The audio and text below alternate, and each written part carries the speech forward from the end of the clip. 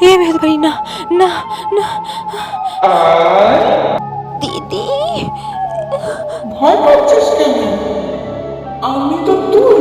আমি নই।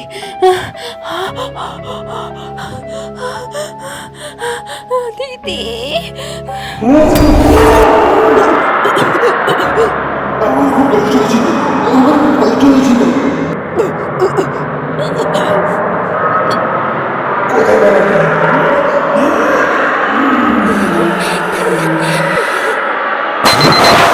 না।